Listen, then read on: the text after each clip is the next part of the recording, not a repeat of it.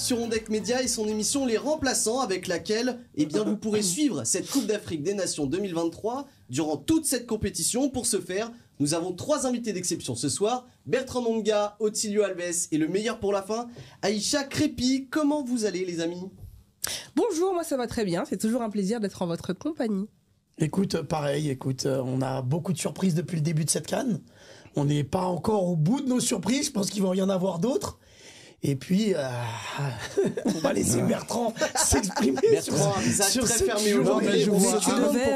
Sur cette journée qui a été un petit peu compliquée pour lui. Je sens les armes sur moi là. Je sens qu'on m'envoie des balles déjà. Mais je suis très satisfait déjà pour l'invitation et très satisfait pour cette journée. On a vu des très très beaux matchs, bien engagés et beaucoup de buts. C'est pas ce qu'il disait en au programme. On va avant tout débriefer le match qui vient d'avoir lieu entre l'Algérie et l'Angola. Résultat: 1-1. Petit retour sur les pronostics que nous avions fait hier. Otilio, tu avais pronostiqué 2-0. Bertrand, 3-0. Aïcha, 2-1. Moi, pour ma part, j'avais mis 3-1. Bon, nous avions tous mis une victoire de l'Algérie. Finalement, 1-1. Comment ça s'est passé? À quel moment on a eu tort là-dedans, mon cher Otilio? J'ai envie de dire que ça, c'est les matchs pièges des débuts de compétition. Et quand on regarde, c'est les équipes vraiment favorites, en plus, qui n'ont pas réussi à prendre les points où il fallait les prendre. C'est des équipes qui sont capables, sauf le Sénégal, derrière, de rebondir. Et quoi qu'il arrive, dans les matchs coup près, ils ont des joueurs d'expérience qui ont déjà joué des grandes compétitions, des compétitions européennes, des ligues des champions pour certaines équipes. Donc la pression, ils connaissent. Et s'il faut aller se qualifier sur la dernière journée, c'est des équipes qui seront capables de le faire. Oui, effectivement, je pense que Otilio il a raison.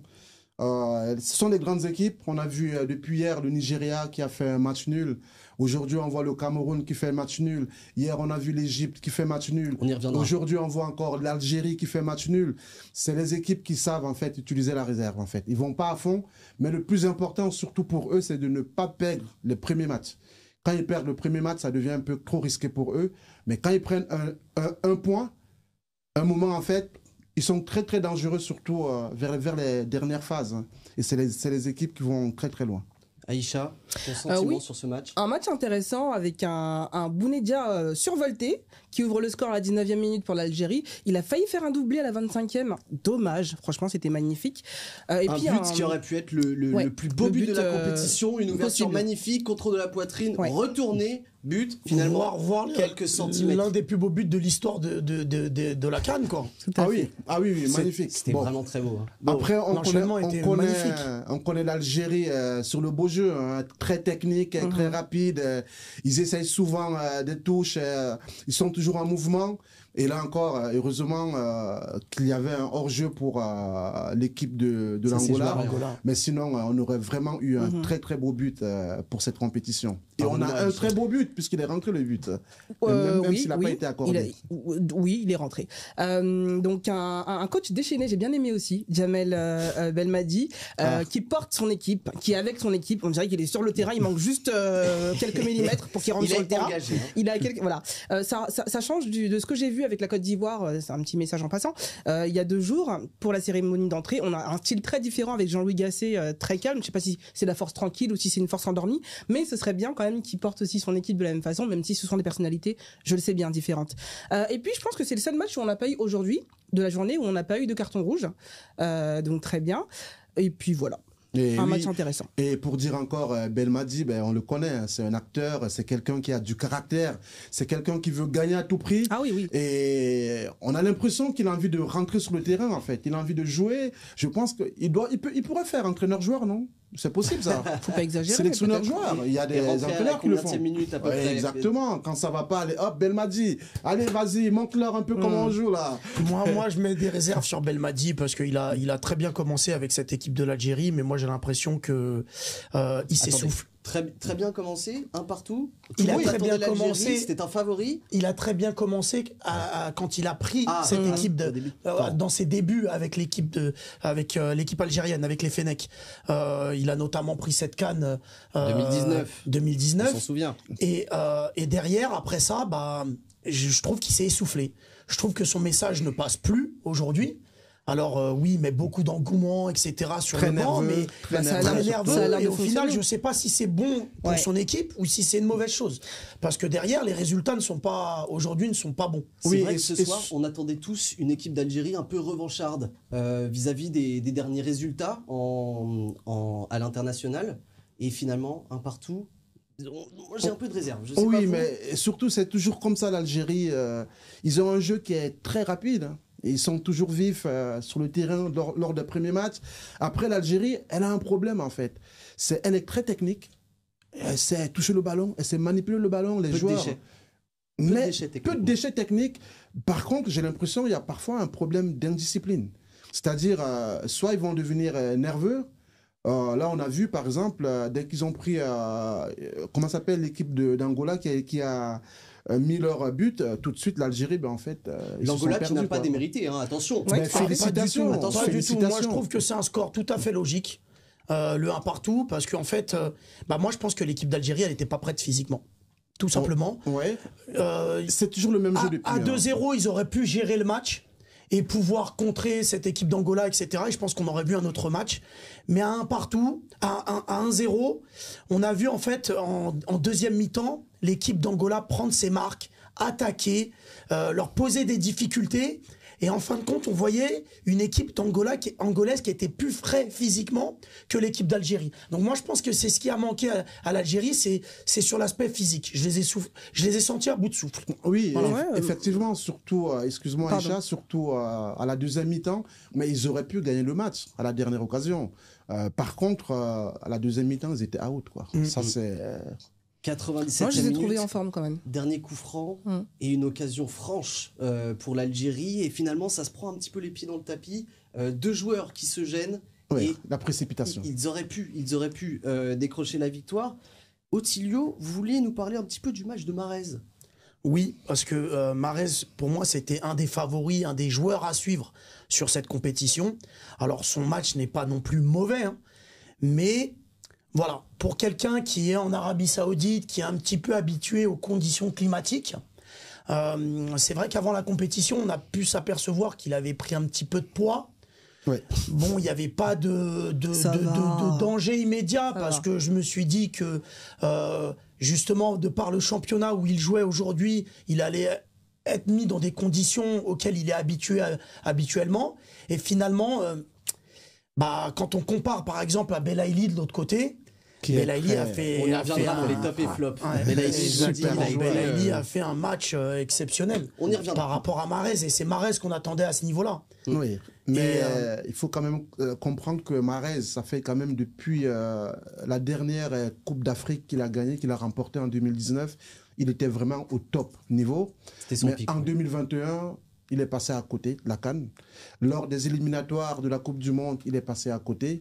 Et là encore, on voit, il marche un peu sur le terrain. Je pense que c'est un joueur qu'on peut réserver justement pour la deuxième mi-temps, le renvoyer un peu quand l'équipe d'Algérie mène. Bah, Il faudrait que Belmadi puisse Moi, un peu Bertrand, rajeunir concernant l'équipe. Mahrez, je suis d'accord avec toi que l'équipe en 2019, en 2021, etc. Alors, en 2021 et sur l'année de des qualifications à la Coupe du Monde, il n'a pas été, il n'a pas su porter l'équipe. Les résultats de l'équipe n'ont pas été bons, mais Mahrez individuellement, il était dans une forme quand même exceptionnelle, que ce soit avec Manchester City ou avec l'Algérie. Après, un joueur à lui seul, En 2019, parce que même on le voyait moi je à trouvais que lui, Manchester il avait... City, il était déjà sur le banc, il était sur le banc de touche déjà, il jouait pas des matchs. C'est un joueur, je pense que l'Algérie devrait rajeunir l'équipe avec des joueurs tels que Belaïli qui a du jus. Et j'ai pas compris justement pourquoi il est sorti. On devrait plutôt sortir Mahrez. Justement, je pense qu'il s'est tellement dépensé. D'ailleurs, Belaïli, c'est l'homme du match. Hein. C'est lui qui a été élu homme du match. Il s'est tellement dépensé physiquement, que ce soit défensivement ou offensivement. C'est lui qui offre la passe décisive. Une passe Et, magnifique. Une passe magnifique. Et je pense que c'était aussi pour le faire souffler. Après, derrière, l'Algérie, ils ont un banc de touche quand même assez fourni. Et pour moi, ils auraient dû gagner ce match. C'est une équipe qui est favorite, mais vraiment favorite pour le titre. Et de faire match nul sur cette première journée, c'est une contre-performance. Il y a aussi ce problème, excusez-moi, en Afrique où on a l'impression que certains joueurs sont des stars, ils sont intouchables. C'est-à-dire même quand ils sont en fin de carrière, il faut toujours qu'ils soient sur le terrain, il faut qu'ils jouent. Or, à un moment, il faut savoir rajeunir. Tu penses que c'est Mahrez qui aurait dû sortir à la place de Belaïli? Mahrez aurait pu entrer en jeu. Mais l'avantage avec ces grands joueurs-là, c'est que même quand ils font des mauvais matchs, sur une situation, ils peuvent te débloquer et mettre le but qui va te faire gagner l'équipe. En tout cas, ça n'a pas été le cas ce soir. Messieurs, dames, pardonnez-moi, en parlant d'effectifs fournis, qu'avez-vous pensé du match d'Aouar ce soir? Mais pour moi, Aïcha, vas-y. Elle m'a regardé là, elle a dit, oh là, lui il parle encore. Vas-y, Aïcha. J'ai pas entendu d'Aouar. Aouar, Oui, l'ancien pensionnaire de Ligue 1. Alors, j'ai été très déçu de le voir sur le banc. Il aurait dû commencer à la place de... Pour moi, il aurait dû commencer à la place de, je crois que c'était Chaibi qui jouait à sa place, aux côtés de Benasser. Alors Benasser, pour moi, il est titulaire indiscutable et c'est un très gros joueur. Et c'est un joueur que l'Algérie aujourd'hui ne peut pas se passer quand il est là. Par contre, Oussem Aouar, j'aurais préféré le voir commencer. C'est vrai que j'ai été surpris de voir Chaibi à sa place. Et j'ai trouvé que son entrée était très bonne. Très bonne techniquement. Voilà. Je le trouve encore léger en fait pour ce type de compétition. Je crois que c'est un joueur qui doit encore prouver. Attention, la Coupe d'Afrique, vous avez vu le niveau, ça va vite. C'est sa première CAN, hein. C'est sa première CAN justement. Et il est très très bon. Il vient d'être naturalisé. Ça, c'est les joueurs d'avenir pour la nouvelle génération de l'équipe algérienne. Oui, clairement. Ouais. C'est un joueur d'avenir pour cette sélection.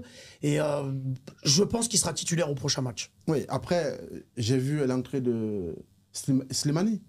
Ah, super joueur. Qu'on adore ici. Pas une bonne entrée ce soir. Pas une bonne entrée. Je pense que... Qui pourrait devenir à l'occasion de cette compétition le joueur le plus capé de l'Algérie. On va parler d'une action qui s'est déroulée et qui a mis le feu aux poudres sur les réseaux sociaux. Une main non sifflée dans la surface apparemment. Otilio, tu peux nous clarifier la situation parce que... La main pour moi était en dehors de la surface. Alors c'était une nouvelle passe, une nouvelle fois de Belaïli. Incroyable. Sur une ouverture et en fait le défenseur qui revient et derrière qui touche un peu la balle de la main, mais la balle rebondit sur une partie du corps avant de toucher sa main. Donc pour moi il n'y a pas de débat sur cette action. Après c'est vrai que l'attaquant partait en 1 contre 1 avec le gardien si le défenseur n'aurait pas intercepté. Mais voilà, pour moi c'est pas une action litigieuse. Aïcha, comment t'as trouvé l'action? Alors moi je vois quand il y a une main, je la vois pas forcément tout de suite parce que je suis myope, il y a stigmate. Mais si l'arbitre a tranché ça, c'est que c'était ça. Très bien, les amis, avant de passer au top et flop de ce match, je vous propose, voilà, très brièvement, s'il vous plaît, Bertrand, c'est vous que je regarde, une note sur 10 du match, s'il vous plaît. Une note. Spectaculaire quand même. 8,5 sur 10. 8,5 ? Ah ouais. Waouh. Oui, il y a eu beaucoup d'actions. On aurait pu monter à 9 si le but avait été compté. Exactement. Et surtout qu'on n'a pas parlé de l'Angola. Mais je pense que sur ce match, on ne peut pas dire aussi que l'Angola est une petite équipe. On peut aussi dire que l'Angola a été accroché par l'Algérie. Parce qu'ils ont très bien joué.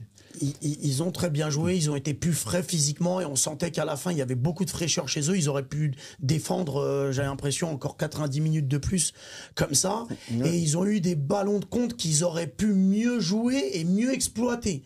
Dommage pour eux parce qu'en étant un peu plus... il y avait la place. Ouais, un peu plus lucide, il y avait la place pour mettre un deuxième but pour eux en contre. Mais clairement, l'Algérie était au-dessus techniquement. Mais voilà, l'Angola était plus frais physiquement. Moi, c'est ce que je retiens. Et pour donner ma note, moi, sur ce match, je mettrais 6. Il est contaminé par Bertrand. C'est pas possible. Ça va être très rapide. 1-7. Voilà, je reste sur 1-7. C'était un très beau match, très propre. Après, j'ai pas non plus été transporté. Après, moi, je mets toujours 8,5 dans l'ensemble. Hein. C'est-à-dire, on voit le stade qui était plein encore. Effectivement, on n'a pas parlé de l'ambiance lors de ce match, les amis. Le stade était plein. Il était plein, une bonne température. C'est à noter, on le verra plus tard. On n'a pas ressenti la pelouse était aussi assez. Joueurs, j'ai trouvé que la pelouse aussi était bonne. Oui. J'ai trouvé que la pelouse était très. Bizarrement, quand les Capverdiens ratent leur contrôle, la pelouse est pas bien. Mais alors, le lendemain, quand c'est une autre équipe qui joue, la pelouse est redevenue. Je sais pas si c'était sur le même stade d'hier. C'est pas le même, effectivement. Mais juste une précision, l'Algérie. a démarré en fanfare. Ils ont encaissé un but. Et j'ai peur qu'en fait, ils s'en mêlent un peu au prochain match parce que c'est une équipe parfois qui doute. Qui est très bonne, mais qui doute parfois. Passons au top et flop de ce match, messieurs, dames. Alors, je ne vous limite pas à des joueurs, je ne vous limite pas à une situation. Vos tops, vos flops. Quelle a été la bonne surprise Alors moi j'ai deux petits tops pour la magnifique reprise acrobatique de Bounedjah, et évidemment magnifique geste, et puis la célébration de Mabouloulou quand il a marqué la 68e minute, j'ai bien aimé. Je sais pas ce qu'il voulait dire par ce qu'il voulait faire par, je sais pas s'il griffe quelque chose, c'est la panthère, voilà, un tigre ou une voilà. Et c'est bien, et il a pris le temps de bien s'assurer que son ballon était au fond du filet, très beau geste. Otilio. Dans les tops, je mettrais Belaïli pour son gros match. Je trouve qu'il a fait un gros match. Et je mettrais aussi l'équipe d'Angola. L'équipe d'Angola dans son ensemble. L'équipe d'Angola dans son ensemble. Hein. Physiquement, je trouve que je les ai trouvés au top. Les flops, je mettrais peut-être la deuxième mi-temps de l'Algérie. Physiquement, on a senti. Physiquement, on les a sortis vraiment. Voilà. Et je les ai pas sentis capables d'avoir ce second souffle pour aller mettre un second but, alors qu'ils avaient encore du temps. L'égalisation, je sais pas à quelle minute elle intervient, Arnaud. L'égalisation de l'Angola. 68e minute à Mabouloulou. 58e minute. Bravo. 67-68. Ça se voit, elle a suivi le match. Toujours en mouvement. Prêt à contrôler la balle. Si je peux aider. Toujours en mouvement. 58e minute, c'est-à-dire qu'il y a encore toute une mi-temps pour mettre un deuxième but. Il y a le temps de réagir. Il y a le temps de réagir, mais en face de toi, tu as une très très bonne équipe. Donc c'est pour ça que franchement, je suis très déçu de l'Algérie ce soir. Pour moi, l'Angola, c'est le top. C'est le top. Et le flop, tout simplement, c'est l'entrée de Slimani. D'accord. Oui, j'avais pas donné mon flop. Mon flop, je dirais l'arbitre. Parce que je trouve qu'il a été très sévère, surtout en première partie de match. Et après, je trouve que c'est un peu à l'image aussi des arbitres qu'on a vus depuis le début de la compétition. Un petit peu, il a été un petit peu sévère. Des réactions par rapport à ça sur l'arbitrage? Non, en fait, je trouve qu'il y a eu des arrêts. Je trouve qu'il y a eu des arrêts de jeu inutiles. Et en plus, tu le disais aussi en off, donc c'est un peu bizarre que tu dises. Elle peut pas se faire buzzer ou avoir un carton. Mais pourquoi? Écoutez, les arbitres, ils sont. Attention, on n'influence pas. Mais non, mais je me suis pas plainte. J'ai dit qu'il a été un peu sévère, c'est pas méchant. Oui, mais t'as dit c'est à l'image des arbitres depuis le début de la compétition. Oui, c'est pas méchant. C'est bien s'ils sont sévères, mais aujourd'hui, particulièrement ce soir, je trouve qu'il a été. Tu trouves les arbitres sévères depuis le début de la compétition? Des arrêts de jeu inutiles, parfois, ce soir. C'est ça que je veux dire. Des fautes qu'on pouvait rapidement passer. Voilà. Moi, je trouve les arbitres très bons. D'ailleurs, c'est incroyable le retournement de veste. Ah non, mais je t'assure, je sais pas. Non, mais après, oui, ils sont très bons. Attention, c'est pas ce que je suis en train de dire. Je me suis peut-être mal exprimé et t'as dû comprendre le contraire, mais je t'assure, moi, je trouve le corps arbitral. Non, j'étais la première à dire hier que c'était pas. C'est bien qu'il soit sévère. À tous les matchs, je trouve. Pour l'instant, c'est zéro faute. Et c'est zéro faute. C'est pas ce que j'ai dit en tout cas. J'ai pas dit qu'ils avaient fait des fautes. Tous les pénaltys depuis le début de la compétition, il y a pénalty. Oui, les cartons. Est-ce que j'ai dit que c'était mal arbitré? Non, c'est pas ce que j'ai dit. J'ai dit qu'il avait été un peu sévère. C'est l'arbitrage. Oui. Et j'ai continué en disant. On a la barre. Hein. Non, j'ai pas dit l'arbitrage parce qu'ils sont plusieurs arbitrés. J'ai dit l'arbitre sur le terrain parce qu'il a été un peu sévère. C'est tout. Comment on peut déformer ce que je dis alors que je viens de le dire à l'instant? Enfin, je sais pas. Mais donc je déforme. Bon arbitrage. Vous êtes à 2 doigts du carton, Aïcha. C'est un avertissement verbal pour l'instant. Mais sérieux? Non, vous êtes à 2 doigts du carton. Je parle à peine et on met un avertissement là. Prochain rendez-vous dans ce groupe G pour l'Algérie, ce sera face au Burkina Faso le samedi 20 janvier prochain, et pour l'Angola, on se retrouvera ce vendredi 19 et ce sera face à la Mozambique. On passe tout de suite à la deuxième partie de cette émission. Allez, à tout de suite.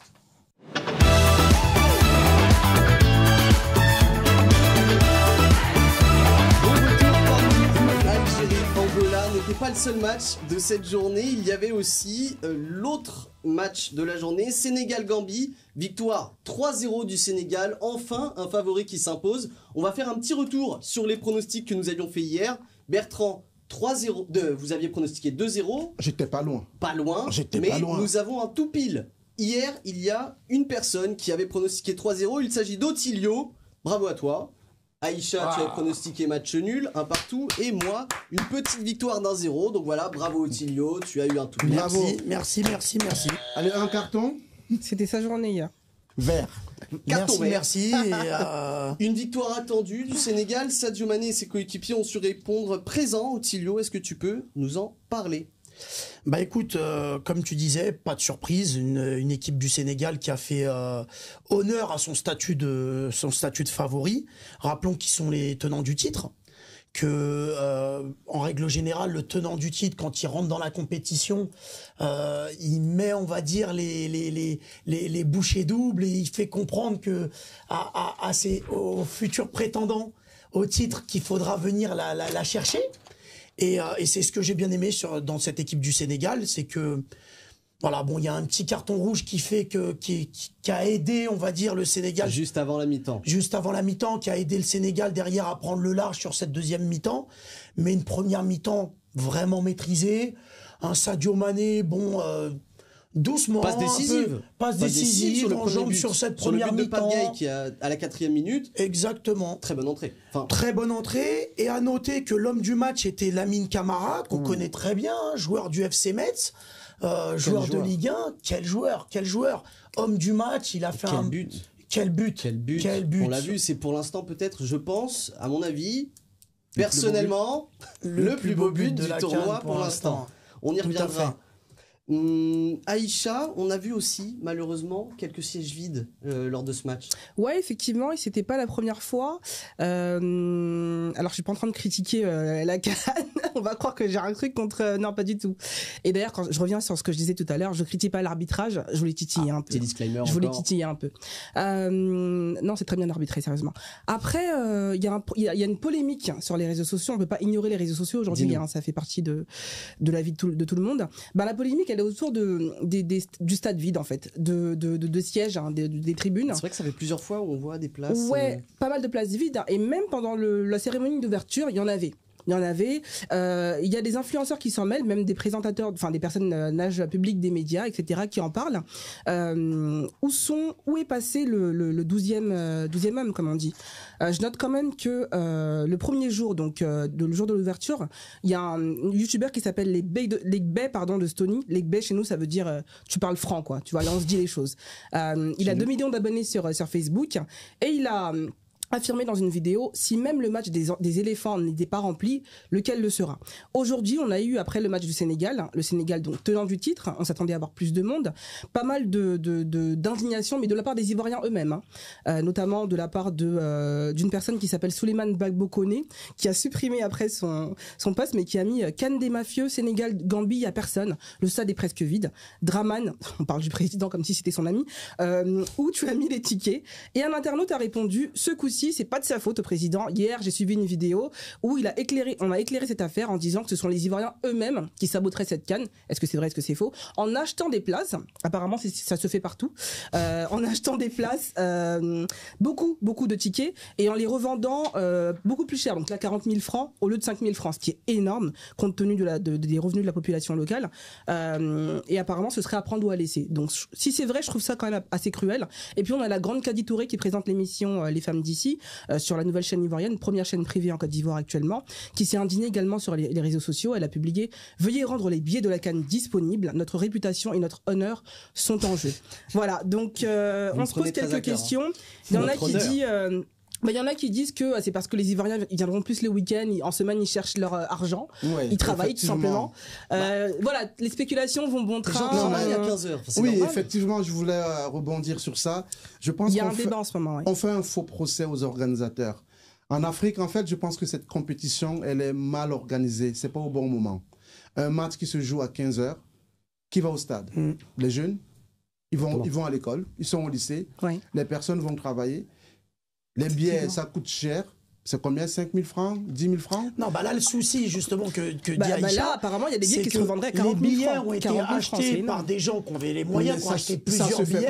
Ça se fait partout. Ça se fait partout. Bien sûr, ça se fait partout. On voit à l'entrée au Stade de France. C'est pas propre à l'Afrique. Pourquoi ça se voit autant ici si ça se fait partout? Oui, ça se fait partout. C'est pas propre à l'Afrique, en fait, oui. Ici, tu vas devant le Stade de France, il y a des gens qui revendent des billets.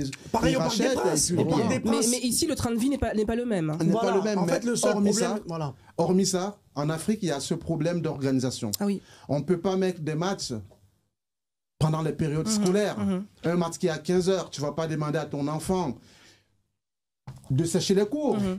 Pour aller voir un match Sénégal-Gambie, tu vas pas demander à ton mari de ne pas aller au travail pour aller voir un match Sénégal-Gambie. Ça lui tient pas. Et donc, en fait, il y a ce problème. Après, il y a des équipes quand même qu'il faut accompagner. La Coupe du Monde, quand elle est organisée, c'est pendant les périodes scolaires de tous les pays au monde, il me semble. C'est vrai. Donc, il va falloir... C'est vrai qu'il y a un problème de température, de météo, mais il va falloir en fait revoir la compétition. Soit alors les dates en fait.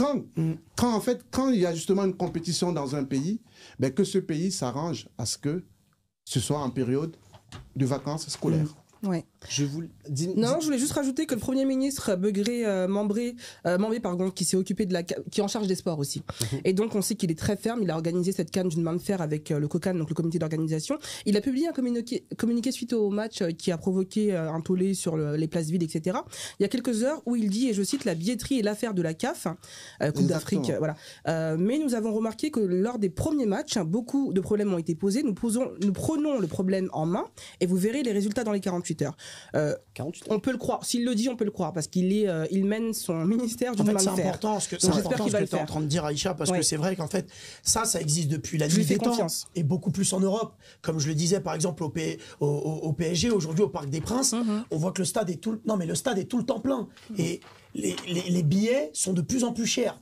Mais parce qu'en Europe, on peut se permettre d'acheter des billets quand les billets... À un moment, il faut être humain quand même. Et les revendre 5 fois, 10 fois plus cher parce qu'il y aura toujours des gens pour acheter ces billets-là. Sauf qu'en Afrique, quand vous faites la même chose qu'en Europe, en achetant les billets à moindre coût, prendre plusieurs places et derrière les revendre 5 à 10 fois plus cher, là, les gens ne peuvent pas. Et c'est se tirer une balle dans le pied soi-même, je comprends pas. Oui, et surtout qu'en fait, en Afrique, c'est pas qu'en Côte d'Ivoire. Hein. Moi, quand j'étais au Cameroun, c'était pareil. C'était gauche à droite. Hein.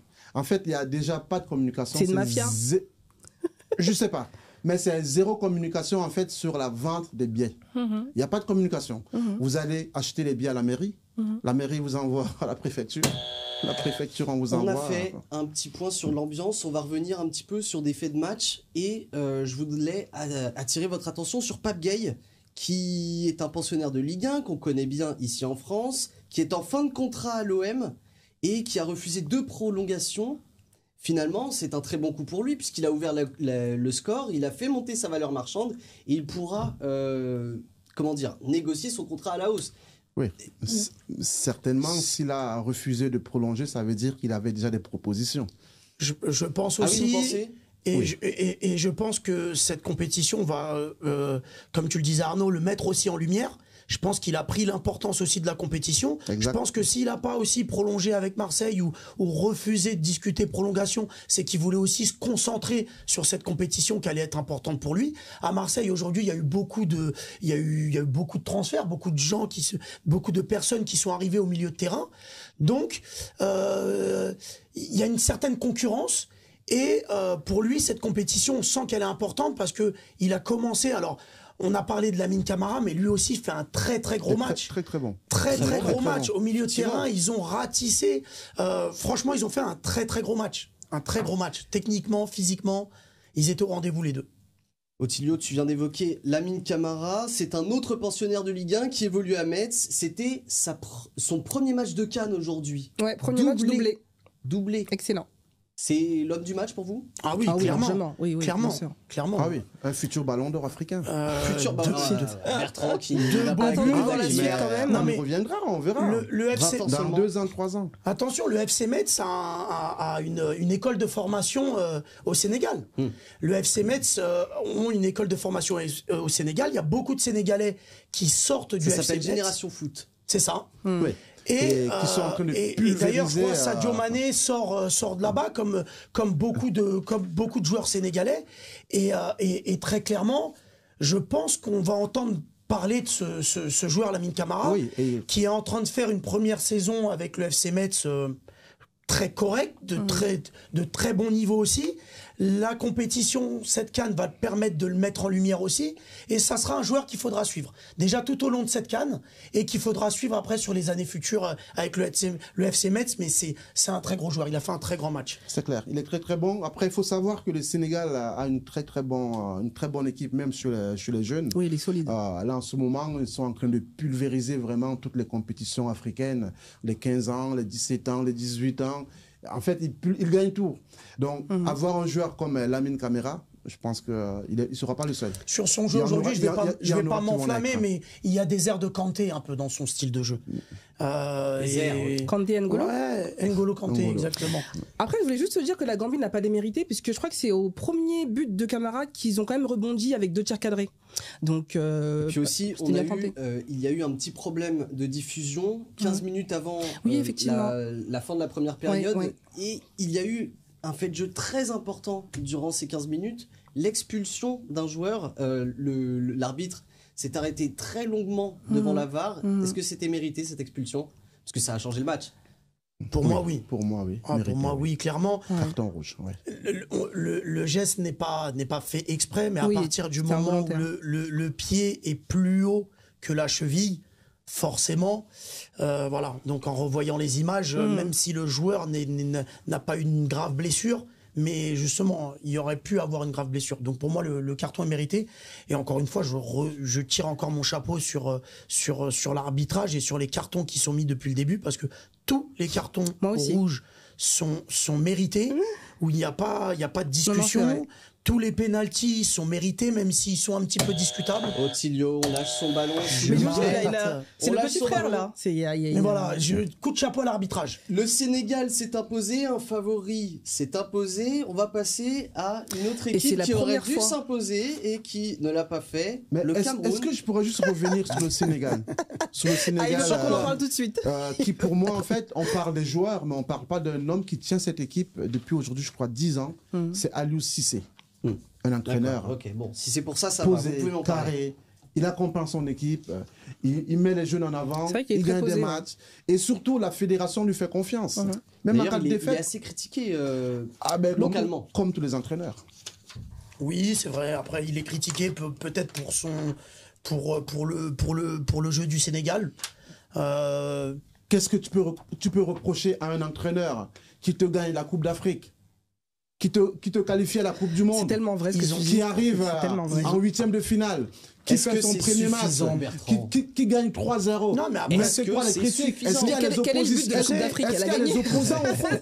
S'il y a les opposants au foot, ok, tu peux pas virer un mec. C'est comme si tu virais Guardiola en fait du FC Barcelone. Il a gagné et bien joué, et être légitime. Le plus important, c'est de gagner un match en jouant de manière discutable. Le Portugal, c'est la meilleure équipe en Europe. un petit peu en France. Non, je suis désolé. Carton, s'il te plaît, s'il te plaît.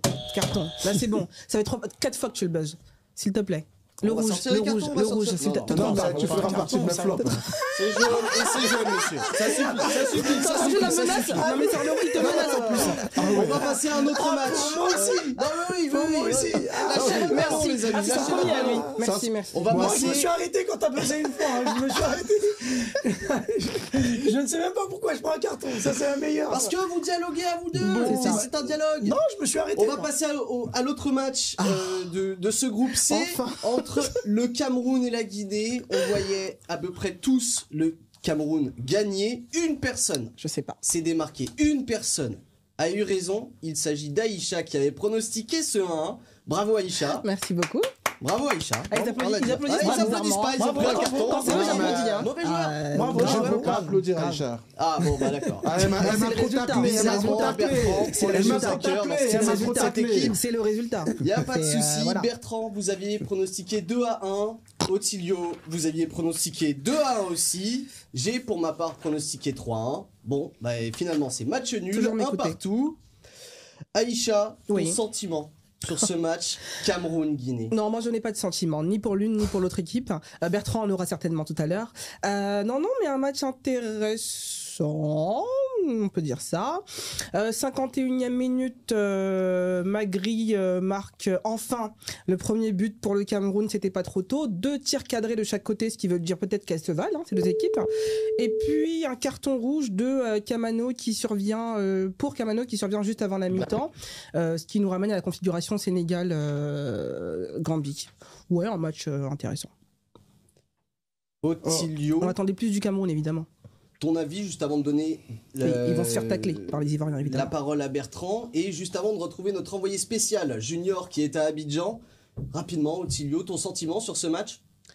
Mon sentiment, écoute, très mitigé. Très clairement, le Cameroun était favori face à la Guinée.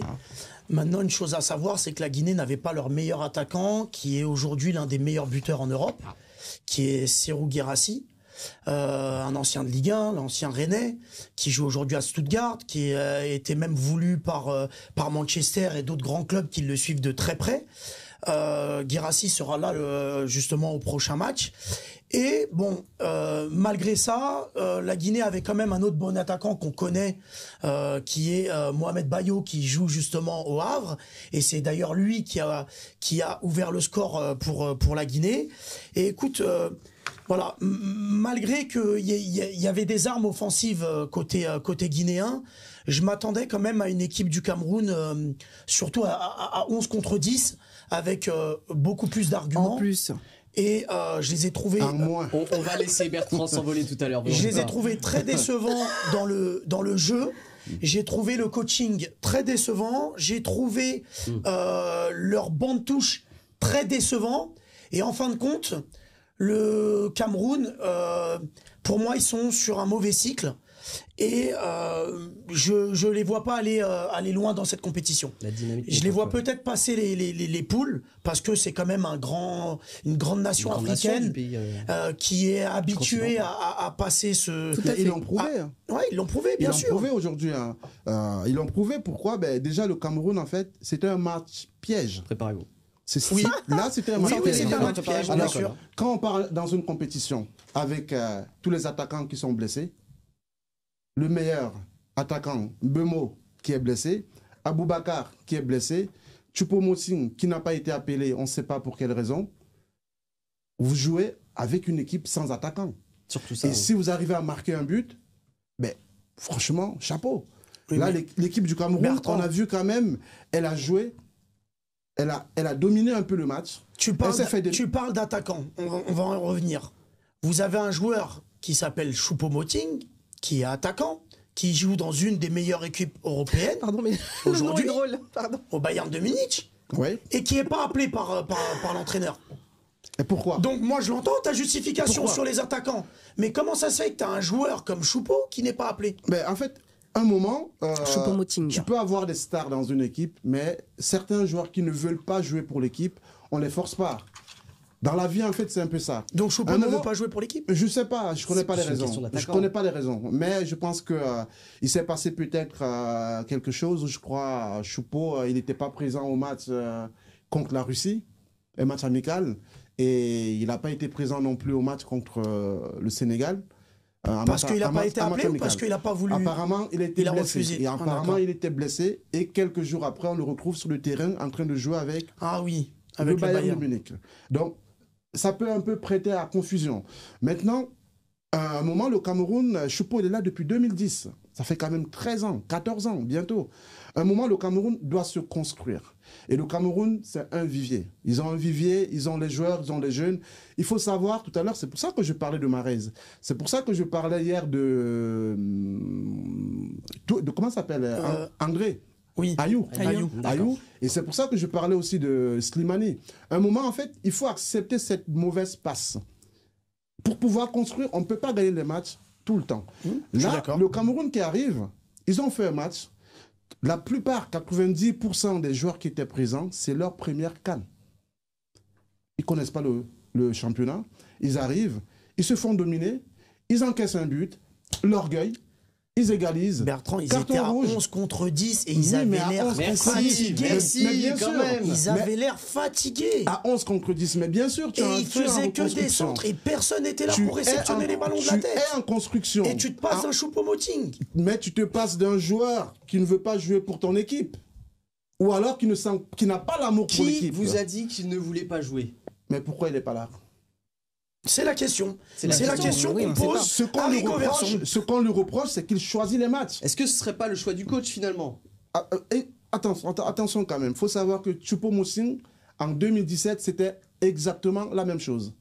Il a été écarté de l'équipe et le Cameroun a été champion d'Afrique. Ok. En 2017, il y a eu des joueurs comme Onana qui ont refusé la sélection. Le Cameroun a été champion d'Afrique. Un moment, on Pourtant, joue Onana, il a avec été appelé les volontaires. On joue avec les joueurs qui ont l'amour du maillot, qui aiment leur pays, qui veulent se battre. Moi, dans l'équipe du Cameroun, je ne veux pas des stars. Mais tu parles Je d'Onana, ne mais veux pas Onana a de stars. refusé encore la sélection. Là, il a fait son match. D'ailleurs, on va en reparler. Ah Je bah sais oui, pas mais si il c'était arrive en mode jet privé, justement. Bah, je pense que Junior Eh bah va nous donc, en il a parler. appelé quand même. Mais il a appelé quand Et même. il est appelé, c'est il va très- retrouver sa place de titulaire. Ah ben j'espère Donc, pas. Moi, vous voulez personnellement, pas des j'espère stars, pas. vous refusez Choupo, mais Onana qui se permet de ne pas venir en même temps que tout le groupe, il est appelé, il va jouer le prochain match. C'est pas cohérent. Il n'y a pas de c'est cohérence. différent. Il n'y a pas de cohérence.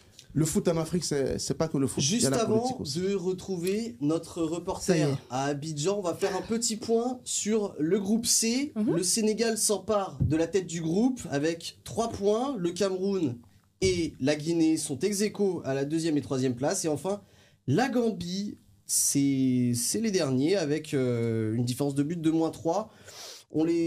Quel est votre sentiment sur ce groupe? Est-ce qu'il peut encore y avoir des Tout est surprises logique. ou alors Ouais, comme on disait tout à l'heure, le Sénégal a assumé son rôle Oui, de exactement. meneur, son rôle de titulaire du titre en question, tant qu'on voitait. Donc non, c'est des résultats logiques. Hein. C'est logique. Le Sénégal, première place, c'est tout à fait normal. 3-0, champion d'Afrique.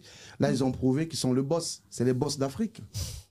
Et le Cameroun, pas pour longtemps, avec mais, un point, il s'en sort très très bien, je pense. On est dans une logique. Après, le problème, c'est attention au Cameroun. Moi, je suis inquiet pour le Cameroun parce que je pense que le Sénégal gagnera un deuxième match, quoi qu'il arrive. Voire, ils seront capables d'aller gagner les 3 matchs juste pour passer un message à l'Afrique et dire qu'ils sont encore présents et qu'ils prétendent encore au titre cette année. Donc, attention au Cameroun parce que si le Cameroun, et je pense que le Sénégal va vouloir éliminer un adversaire direct, on Exact. sait un peu comment ça se passe des fois en Afrique, s'il y a la possibilité d'éliminer un concurrent Ça veut dire direct. quoi, ça? On va... Je ne comprends Non, pas. mais Non, mais on attention. le voit aussi en Europe, hein, on le voit Attention aussi quand en... même. Le prochain match, Cameroun-Sénégal, c'est pas les mêmes matchs. Tous les D'un matchs. seul coup, c'est plus le même match. Ah non, attention, je vous ai dit ça d'ailleurs. Il y a une histoire. Le Cameroun peut perdre un match contre la Gambie, mais gagner ce match contre le Sénégal Mais bien sûr et qu'ils le contre la peuvent. Côte d'Ivoire, juste par orgueil. Non, je crois pas. C'est possible. On a plus Non, mais parce que d'orgueil. t'as dit que tu t'es trompé, t'as dit Côte d'Ivoire, je crois que tu voulais mais dire parce que Sénégal. face au Non, Parce faible, qu'en fait, face au je ne crois fort. pas. toutes les compétitions que le Cameroun a gagnées en Afrique, c'était contre le pays organisateur. Mhm. Donc, il faut faire attention. Il y a l'orgueil, en fait. Dans le Cameroun, le match contre le Sénégal, Il je faut déjà pense pas encaisser de que... but, quoi. pour moi, personnellement, le match contre la Guinée, c'était le match piège. Maintenant, contre le Sénégal, ça va être très difficile pour le Cameroun, mais ce sera aussi très, très difficile pour le Sénégal. Mais après, et ça, bon, je pense qu'ils le Comme savent. dit Bertrand en soi, c'est vrai qu'ils ont quand même pris 1 point et en fin de compte, il reste 2 équipes à affronter. Je pense que dans les calculs, ils se disent pas forcément qu'ils vont réussir à battre le Sénégal, même s'ils vont jouer le coup à fond. Mais voilà, Mais il y a cette possibilité. S'ils perdent contre le Sénégal, c'est une possibilité qu'ils mettront qu'ils prendront en compte. Bah derrière, il reste un match à jouer contre une équipe assez faible, qui est la plus faible du groupe. Et je pense que le Cameroun s'imposera dans les moments opportuns. Ils iront chercher leurs points et avec 4 points, ils seront qualifiés. Moi, ce qui m'a posé un problème, en fait, dans ce match, c'est par rapport au coaching. Retrouver un Karl Toko Ekambi en pointe d'attaque, non. Alors qu'il avait un attaquant, Rigo Verson. Il avait Magri, justement, qui est un joueur de pointe, qui est un joueur de tête. C'est pas un joueur qui accélère le jeu. Après, je peux comprendre que Rigo Verson, il voulait un joueur un peu vif sur les côtés. Ça, c'est sûr. Sauf qu'il n'a pas d'attaquant. Malheureusement, moi, je pense que le mauvais coaching qu'il fait, c'est de faire sortir Magri au lieu de le mettre en point d'attaque et de faire Donc c'est finalement reculer. la faute de l'entraîneur, si je suis bien. Après, il a sa tactique. Il s'en sort avec un point quand même. Moi, j'ai surtout vu. Enfin, parce que... Non, je peux juger l'entraîneur, mais il a une tactique. Moi, Bertrand, pour être honnête avec toi, je pense qu'il avait peur de perdre le match. Et il a voulu blinder. Et on l'a vu, hein, parce qu'à 10 contre 11, il sort un défenseur pour faire rentrer un autre défenseur. Il reste avec... Il sort en attaquant. À 11 contre 10. Il sort en attaquant, mais je peux le comprendre. Comme je vous dis, en fait, il joue sans attaquant. Tu prends un attaquant, ton seul attaquant de pointe, tu le mets à gauche, le mec il carbure. À un moment, il faut le sortir parce que si jamais tu le laisses sur le terrain, il y a un risque de blessure. Mauvaise foi. Et s'il se blesse, qu'est-ce qui se passe? Eh ben mec, tu vas prendre André Onana, tu vas dire, ben écoute André, comme tu es très très bon au pied, allez hop, tu vas te mettre en attaque et puis on va faire avec. Pour moi, il ne faut pas négliger l'importance du premier match. Eto'o est d'accord avec l'entraîneur. Hein. D'accord. Un faux à prendre, voilà. Ok. Non, mais je pense qu'il... Ah, excuse-moi Richard, vas-y. non, vas-y. Je pense que Eto'o, là, c'est un jeu avec les médias. Il fait semblant d'aller dans le sens de son entraîneur pour un peu lui donner de la crédibilité aussi. On connaît Samuel Eto'o, on connaît son caractère. Il y en a même qui disent que... Ouais, parce qu'on l'a montré, on l'a montré en plus pendant le match, il avait pas l'air content. Hein. Exactement. Tu perds un match, tu peux pas être content. Exactement. Après, non, mais justement... Pendant le match. Non, après Samuel Eto'o, il a une politique. Il est un peu dans la politique d'un entraîneur, en fait. On lui laisse le temps. Il doit construire. En fait, le problème en Afrique, et même dans les clubs, même on voit parfois à Montpellier, où Nicolas, à peine un nouveau entraîneur, 2 matchs perdus, allez, hop, il le vire. Non, un entraîneur... Il faut une petite période quand même. Il ne faut pas virer que l'entraîneur. Il faut aussi voir, est-ce que tu as les joueurs aussi, en fait. Virer l'équipe. Parce qu'on peut justement virer l'entraîneur, mais est-ce que tu as les joueurs pour... Aujourd'hui, le Cameroun est en construction. Ils sont en train de chercher les joueurs à gauche, à droite. Ils ont changé l'équipe combien de fois? Donc, il n'y a pas que l'entraîneur. Il faut voir, est-ce que... n'avait pas de joueurs... Actuellement, le Cameroun est en construction. Ils n'ont pas de très bons joueurs. C'est vrai. Ils n'ont pas de très bons joueurs. On ne peut pas accuser que l'entraîneur. Non, mais en tout cas, Yamoussoukro est une très belle ville. Ils ne seront pas venus pour rien. On y trouve de beaux caïmans. Il est puis la plus grande basilique du monde. Donc, ils auront fait un voyage fructueux. On se retrouvera à Abidjan. On en est où d'ailleurs avec l'invité à Abidjan? Junior, justement, je pense qu'il est là. Junior, tu nous entends? Oui, je vous écoute. Comment ça va, Junior? Je vous écoute avec beaucoup. Alors, j'écoute. Bonsoir à tout le monde. Hein. Bonsoir, Junior. Bonsoir, Babi. Bonsoir, Abidjan. Alors, moi, je vous écoute et je suis très content parce que les analyses que vous développez sont tout à fait vraies. De parler de la compétition, prendre match. Vous savez très bien que ce n'est pas le premier match qui peut faire. On entend très mal. Désolé pour la qualité. Tu es où là, Junior? Les mots sont coupés. Attendez. Ouais, je crois qu'il a une mauvaise connexion à Abidjan. Mais ça n'a rien à voir avec... ça n'a rien à voir... Non, j'en étais sûr. Dès que tu as une occasion, toi, on était sûr. Oui. Tu nous entends? Allô, je vous entends. Oh, on t'entend beaucoup mieux. Oui, là, t'es Abidjan. Vous êtes à Abidjan, là. Tout à l'heure, vous étiez à Yaoundé. Là, vous êtes à Abidjan. Oui. Dis-nous tout, Junior. En plus, je suis à l'hôtel Inter. Alors, moi, je vous explique. La compétition qu'on appelle la CAN, une compétition qui n'est pas du tout souvent facile. Alors, j'ai l'impression que vous êtes en train d'analyser les premiers matchs, mais un entraîneur comme Rigobert aujourd'hui a travaillé et je suis très satisfait de l'équipe du Cameroun. Beaucoup de gens vont insulter l'équipe du Cameroun, mais regardez d'abord l'envie. Regardez la motivation de ces jeunes, parce que c'est une équipe, comme disait Bertrand tout à l'heure, en pleine reconstruction. Une équipe qu'on n'attendait même pas. La cohésion, on était en train de dire, est-ce que c'est un centre de formation ou c'est une vraie équipe? Parce qu'à chaque fois, on faisait venir des joueurs. On ne connaissait pas, est-ce que ces joueurs-là étaient efficaces et tout. Mais moi, je suis satisfait parce que j'ai retrouvé une équipe du Cameroun qui en veut. Une équipe qui veut aller loin. Et je peux vous parier que l'équipe du Cameroun ira jusqu'en demi-finale parce que je connais très bien. Demi-finale? C'est une possibilité. À voir. Je connais très bien le Cameroun quand il commence une compétition. Mais ma crainte, on va crier beaucoup sur Rigobert. Ok, Rigobert, le coaching n'était pas bon du tout, c'est clair. On va critiquer ça. Quand même. Mais Rigobert a fait avec ce qu'il avait. Il n'avait pas d'autre option. Il joue avec 0 attaquant. Junior. Un gars comme Toko en avant-centre, alors qu'il y avait Faris Moubagna qui était au banc. Mais qui a un avant-centre de métier. Mais Junior, il faut rappeler que. Comme Agrib, Junior. À gauche. Oui, Junior. Je pense que. Oui, allô? Oui, il faut rappeler que Moubagna et Madrid, ils ont le même système de jeu. C'est-à-dire, ce sont des joueurs de pointe. Voilà. On peut pas les faire jouer ensemble. C'est des avant-centres de métier. D'accord. Donc, du coup, l'équipe de la Guinée, pour moi, c'est une très bonne équipe parce que vous parlez de la Guinée, vous ne la connaissez peut-être pas. C'est une très bonne équipe. Hein. Moi, j'avais parié sur une défaite du Cameroun ou un match nul. Ah oui, d'accord. Et je me suis justement, j'en ai discuté avec Bertrand il y a quelques jours. Il disait, si le Cameroun s'en sort, c'est un match nul. Et moi, je suis très content que ce soit un match nul. Le match le plus difficile du Cameroun, c'était ces matchs-là contre la Guinée. Ah bon? Et moi, je peux pas le match contre le Sénégal. Contre le Sénégal, ça ne va pas être le même match. Contre la Gambie, ça ne va pas être le même match. Si on parle du Cameroun. Junior. Si on parle du Cameroun.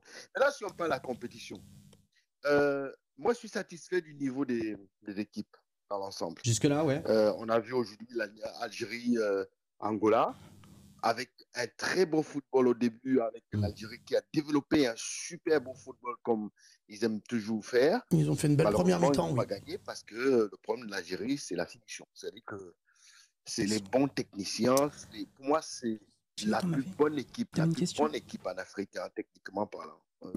Oui, Junior, on a rien à dire avec les autres équipes qu'on rencontre aujourd'hui sur le continent. C'est vrai qu'on n'a pas encore vu le Maroc jouer. On va voir le Maroc demain. On n'a pas encore vu la Tunisie jouer. Il y a exactement beaucoup d'équipes qu'on attend justement, qui vont faire liste et tout pour demain.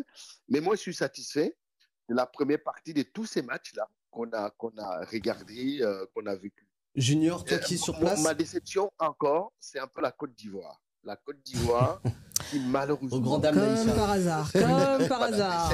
Le soupir est présent. Vas-y, dans la sauce. Mets la sauce. Dans la sauce. Junior, mais vous nous aidez. Que tu sois sur place, on va te poser quelques questions si tu veux bien. Non, pourquoi il est déçu de la Côte d'Ivoire? Entre le Cameroun et la Côte d'Ivoire. Oui. Mais moi, j'attendais une Côte d'Ivoire violente. Une Côte d'Ivoire vraiment violente. Elle a gagné 2-0 quand même. Pardon, je sais pas si on a vu le même match. 3 points. Oui, je sais pas si on a vu le même match. La Côte d'Ivoire n'a pas encaissé de but. Et pas comme le Cameroun. Et elle a quand même mis 2-0.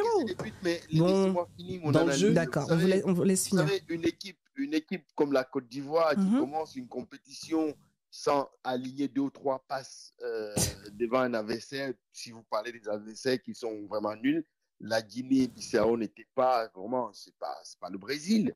C'est une des équipes la plus faible de la compétition. Oui, mais comme le Cameroun, elle s'adapte à son interlocuteur, son adversaire. Non.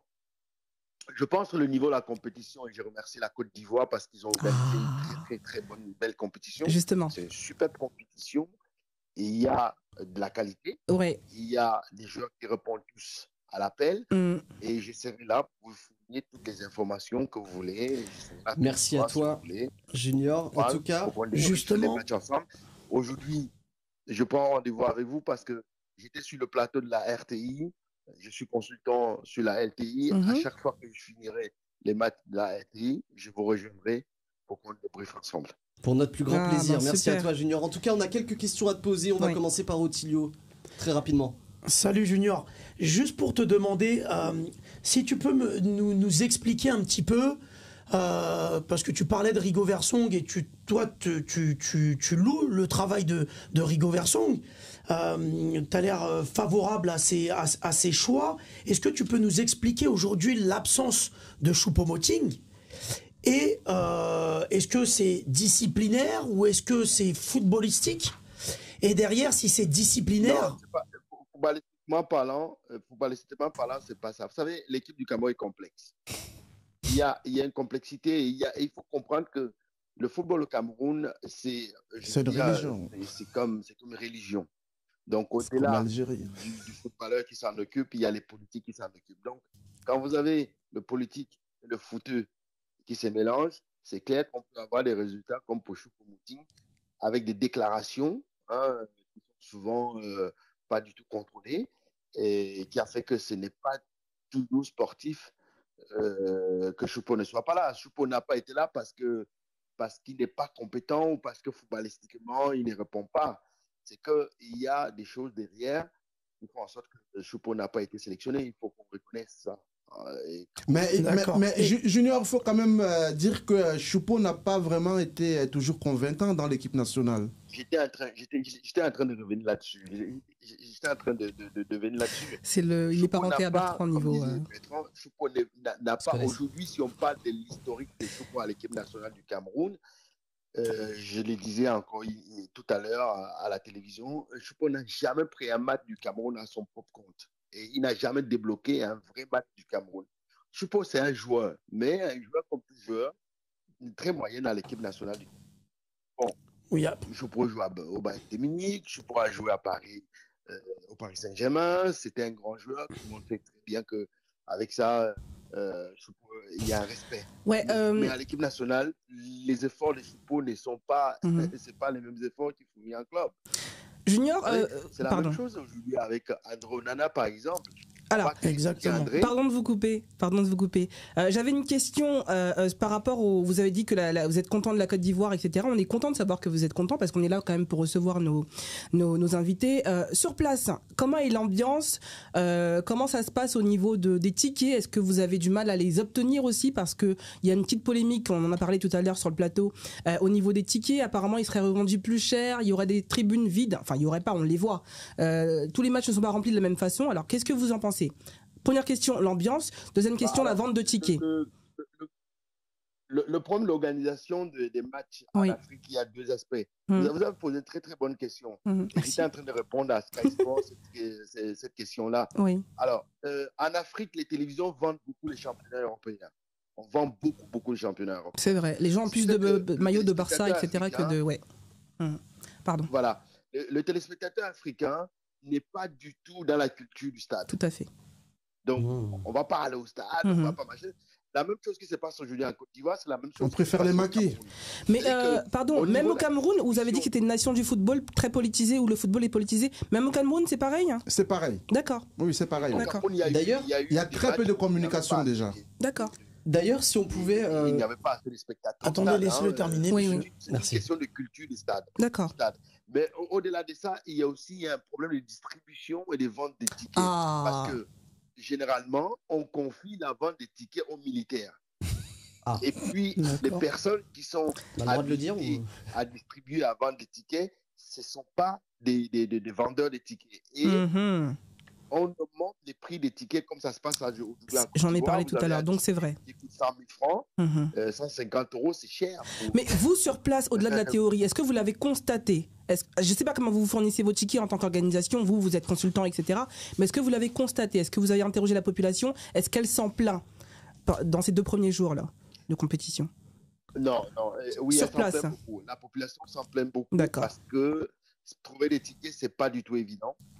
C'est pas bien ça. Je peux vous garantir que j'ai fait des tours pour acheter des tickets à des personnes qui venaient de Londres et de Paris pour assister au match. Je n'ai pas trouvé des tickets. C'est pas obligé possible. Justement de faire appel à des personnes que je connais au niveau de la fédération pour me fournir des tickets. Non, mais c'est un scandale. Junior, je voulais te poser une question vis-à-vis de cette organisation de la Côte d'Ivoire. Comment tu la trouves par rapport à la précédente organisation qui s'est déroulée au Cameroun? Bon, dans un premier temps, moi je pense que j'ai vécu l'organisation du Cameroun parce que j'y étais. Je pense que pour l'instant, on est dans le 50-50 au niveau de l'organisation. On est à la deuxième journée. Au niveau de la population. Mais il n'y avait pas de pont, le pont dans le stade. Je pense que la Côte Junior, le pont dans le stade, vous l'aviez pas, vous? Nous, on l'a eu. On avait un lion sur le toit. Non. Excuse-nous, Junior. Le lion sur le toit, pour dire vrai, la Côte d'Ivoire organise une CAN sur le plan popularité mieux que le Cameroun. C'est-à-dire que techniquement parlant, c'est mieux que le Cameroun. Le Cameroun était mieux dans la mesure où la population répondait. Mais ici, les équipes sont plus compétentes, les équipes sont plus talentueuses. C'est intéressant. Au Cameroun, les équipes n'étaient pas du tout talentueuses. Voilà. Ouais. Dernière question. Je vois les équipes, l'expérience, je vois que le terrain, je vois que les gens répondent, je vois que les stades sont aux normes des équipes européennes. Et, ça, c'est très bon. Comment tu l'expliques ça, Junior? Bon, j'explique que la Côte d'Ivoire a eu plus de temps que le Cameroun parce que l'organisation du Cameroun n'était pas évidente. On a renvoyé l'organisation du Cameroun. C'était en pleine Covid. La CAF ne croyait pas au Cameroun. La CAF avait déclaré que même avec 4 équipes, le Cameroun n'organiserait pas la CAN. Donc, il y avait le Cameroun a bagarré pour avoir sa CAN. Et Junior, c'est vrai parce que au Cameroun, en fait, c'était en période Covid. Pour rentrer au stade, il fallait faire le test Covid. Normalement ça devait être au Maroc et le Maroc a refusé, hein, si je dis pas de bêtises. Hein. Voilà. Exactement. Junior, j'ai une question justement. Dernière question pour toi, Junior. Junior. Le président de la CAF, Ahmad Ahmad, qui avait déclaré que le Cameroun n'organiserait jamais une CAN, même avec 4 équipes. Il y avait une grosse polémique. On a retiré la CAN au Cameroun, on a envoyé à l'Égypte, on a ramené au Cameroun. On disait qu'il n'y avait pas de stade au Cameroun, je me souviens. Pour organiser la CAN. Ouais, et puis on était à une période où que le Covid existait, c'était plein et tout. Donc du coup, le Cameroun n'avait pas du tout eu la main vraiment pour pouvoir faire les infrastructures. Bon, aujourd'hui, je me plains parce que je pense que le Cameroun a dépensé pour rien. Elle va le récupérer. Elle va organiser la prochaine Coupe du Monde en 2036. Junior, j'ai une question. Junior.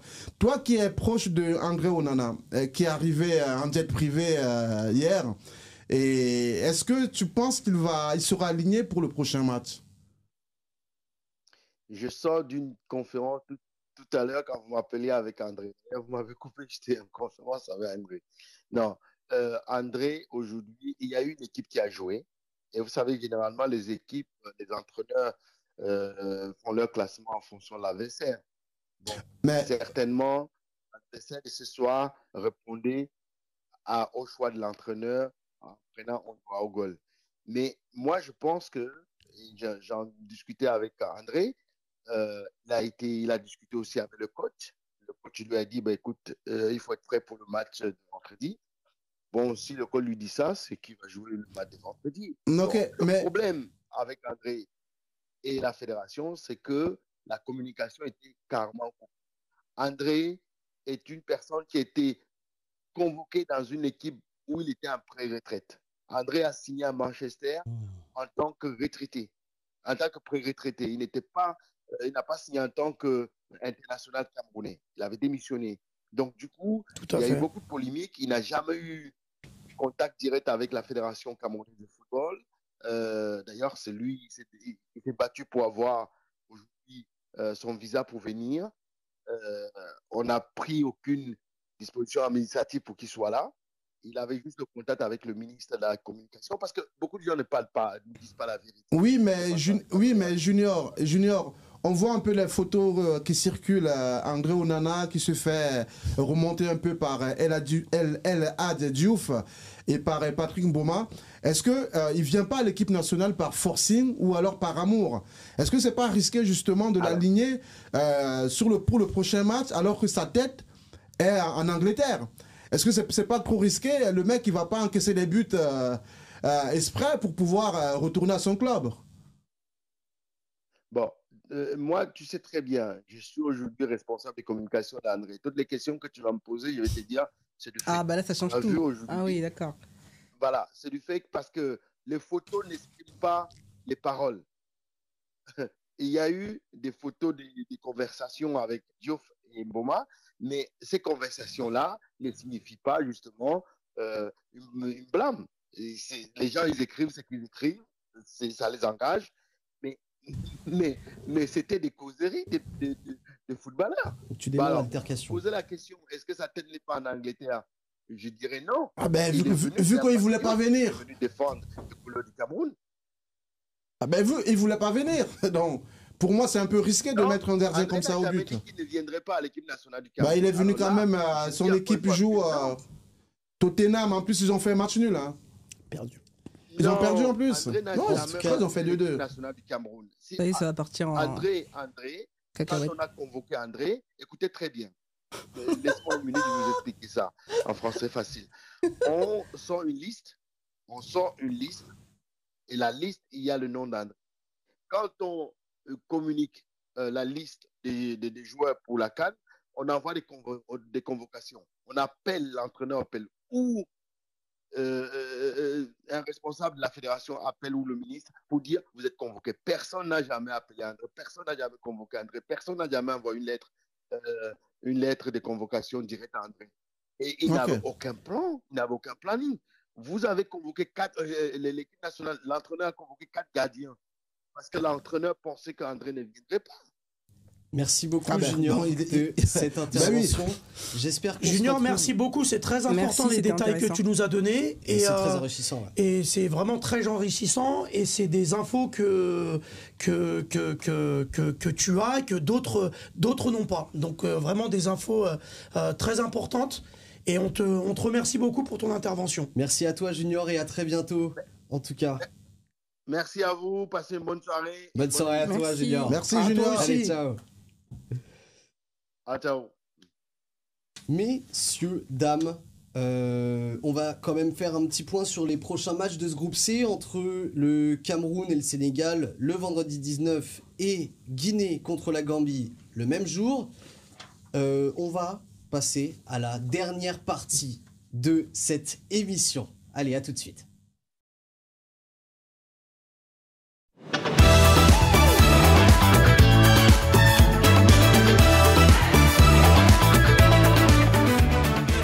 Retour parmi nous, et enfin, avant de passer au quiz, le moment que vous attendez tous, on le sait, on va faire nos petits pronos de la journée de demain. Burkina Faso, Mauritanie à 15h, groupe D. Aïcha, votre prono. Ton prono, pardonne-moi. Un partout. Un partout pour Aïcha. Otilio. Écoute, pour moi, le Burkina Faso commence à devenir un habitué de la CAN. Le Burkina Faso, je vais pas dire que c'est un favori ou un outsider pour la gagner, mais voilà, c'est une équipe un peu sûre de ses forces, donc je vois le Burkina Faso gagner. C'est très difficile depuis le début de pronostiquer un score, mais je vois le Burkina Faso gagner. Je dirais aller peut-être 1 ou 2-0. Voilà. Ouais. 1 ou 2-0. 1 ou 2-0. Il faut choisir maintenant. Il faut choisir. Parce que depuis un moment, toi et Aïcha, vous donnez 2-0. Mais c'est une blague. Non, j'ai fait ça au début, mais je me suis arrêté. 2-0 pour moi. Alors, le Burkina, ils sont demi-finalistes de la dernière coupe. Ils ont failli battre le Cameroun à domicile. Ils ont mené 3-0. Le Cameroun est revenu au score. Et ils sont 4e de la dernière compétition. C'est l'équipe qui est toujours là. C'est une très, très bonne équipe. Je donne 3-0. La Mauritanie, je ne connais pas. Je pense pas. Je donne 3-0. Pour ma part, je donne 2-0 dans ce match. Premier match du groupe E ensuite, à 18h, donc Tunisie contre Namibie. Votre prono, Aïcha, tu commences. Je vais rester sur le même score, un partout. Très bien. Otilio. Écoute, comme nos amis les Burkinabés, la Tunisie est une équipe qui a d'ailleurs déjà gagné la CAN. Ouais. C'est une équipe qui connaît très bien cette compétition, qui ont beaucoup de joueurs qui jouent aussi en Afrique. Pour la petite anecdote, les champions d'Afrique des espoirs 2023, c'est la Tunisie qui l'a gagné. Donc ils ont une génération aussi dorée qui arrive. Et surtout, il ne faut pas oublier qu'ils ont été en 8e de finale en Coupe du Monde. Donc c'est exactement aussi. Donc voilà. Attention à cette équipe tunisienne qui peut être un outsider. Et donc pour moi, la Tunisie va gagner largement ce match. Va gagner ce match parce que pour moi, elle est vraiment favori. Et je mettrais pareil un 2-0 parce qu'il n'y a pas de large score depuis le début de la CAN. Oui. Moi, la Tunisie, si elle ne s'emballe pas, il faut vraiment qu'elle soit concentrée. Si elle joue comme l'Algérie, il risque d'avoir des surprises. Mais si elle reste concentrée, elle fonctionne en mode je suis le boss, je contrôle le jeu, après je pousse vers l'avant, elle peut gagner 1-0 facilement. 1-0 pour Bertrand. Oui. Pour ma part, je mets 3-1 pour la Tunisie. Dernier match de la journée de demain, les amis. Dernier match de la première journée du groupe E, donc entre le Mali et l'Afrique du Sud. Oula. Là, bon, il va falloir... On va commencer par toi, Bertrand. Ça va être difficile parce que l'Afrique du Sud, ils sont en reconstruction. Et ils ont fait des derniers matchs très très bien. C'était des très très bons matchs. Le Mali, toujours là. À chaque Coupe d'Afrique, ils sont là. Minimum, je crois, c'est demi-finale ou quart de finale.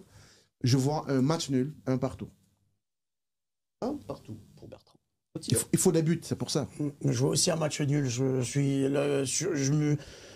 Comme Bertrand, un partout. Sur ce match-là, je vois pas spécialement de favori. Aïcha, Ouais, j'hésitais entre le 1 partout et le 0-0, mais peut-être un partout aussi. Ouais. Un partout. Écoutez, je vais mettre 1-0 pour le Mali. J'aime bien le Mali. D'accord.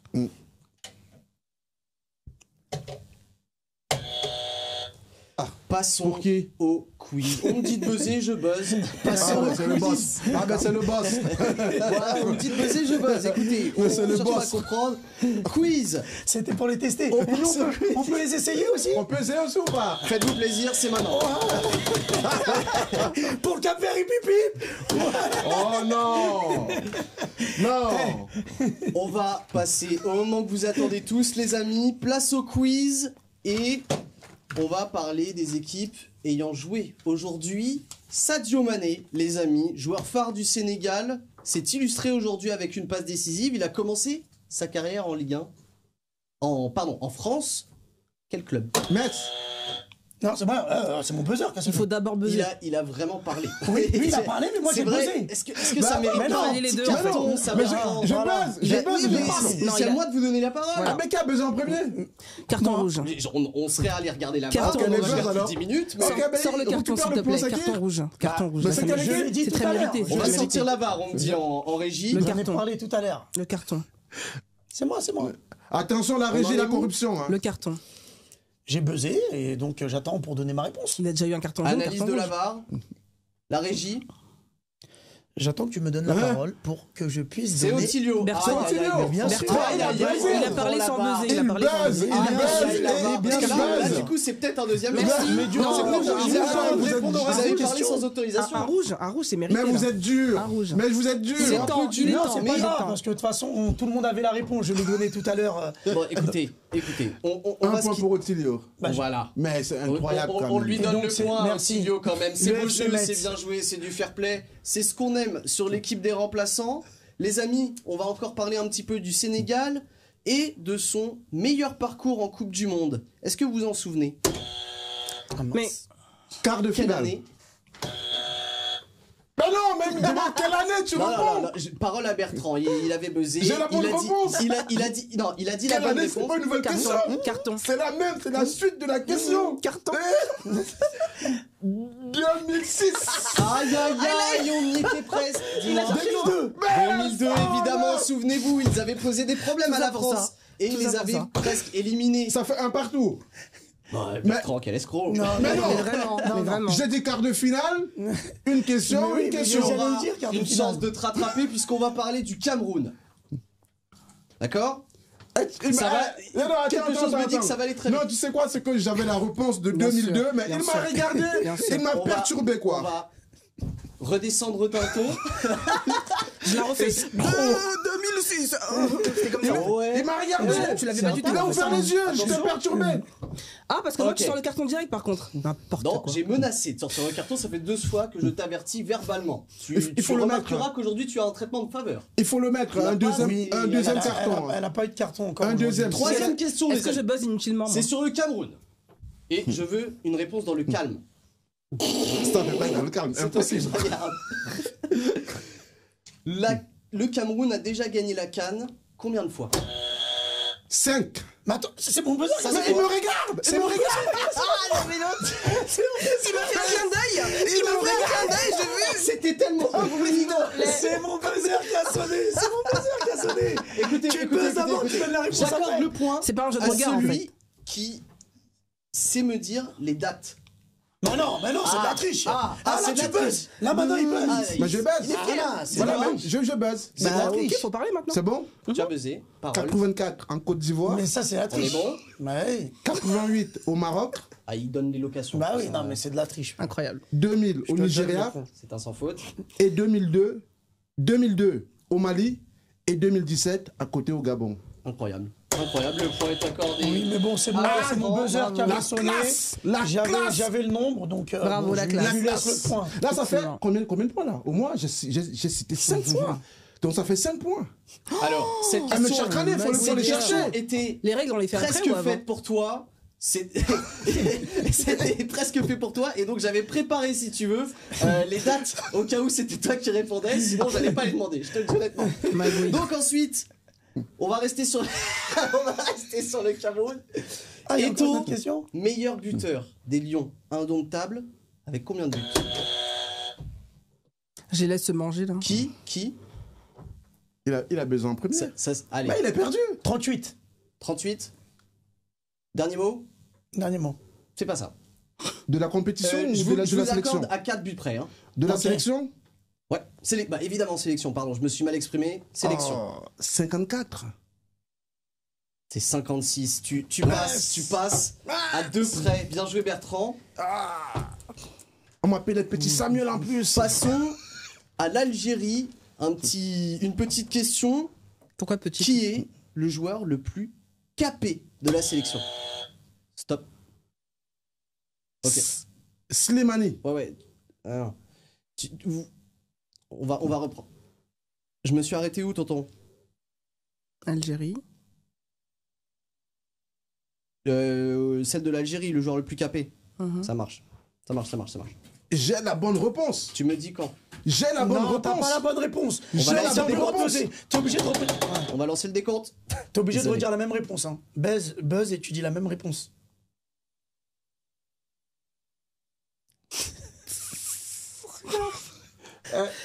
Normalement, il faut retirer la main du buzzer. Ah, ok, je retire la main. Je retire la main, c'est pas grave. Aïcha, elle est... Je ne participe pas à cette triche. 1.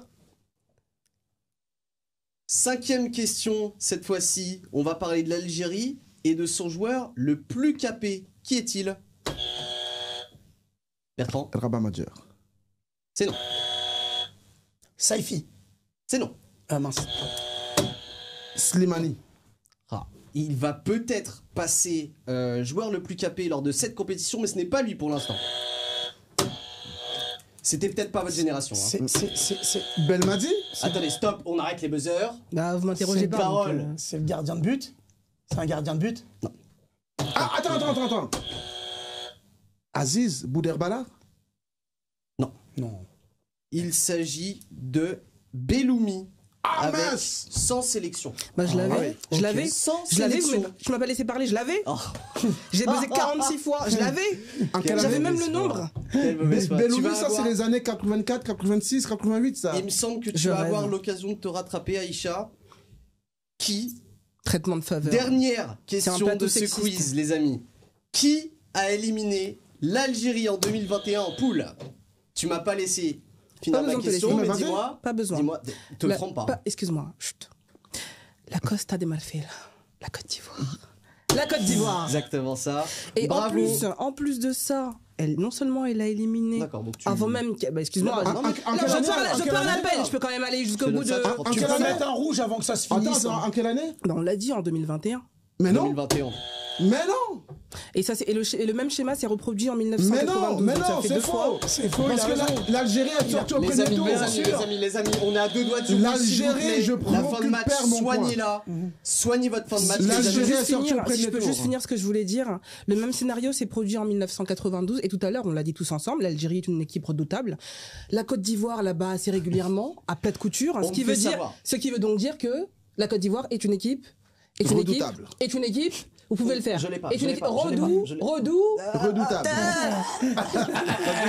On fait savoir en Bravo régie à la que Côte le d'Ivoire. plateau est particulièrement indiscipliné. Je me ferai respecter un peu plus la prochaine Ah bah, fois. c'est pas à cause de moi, En tout cas, merci à tous d'avoir suivi cette émission des remplaçants. Merci à N'hésitez tous. pas à revenir pour plus d'analyses, plus de débriefs. En attendant, on se retrouve très bientôt. Allez, à plus tard. Merci Arnaud. Salut.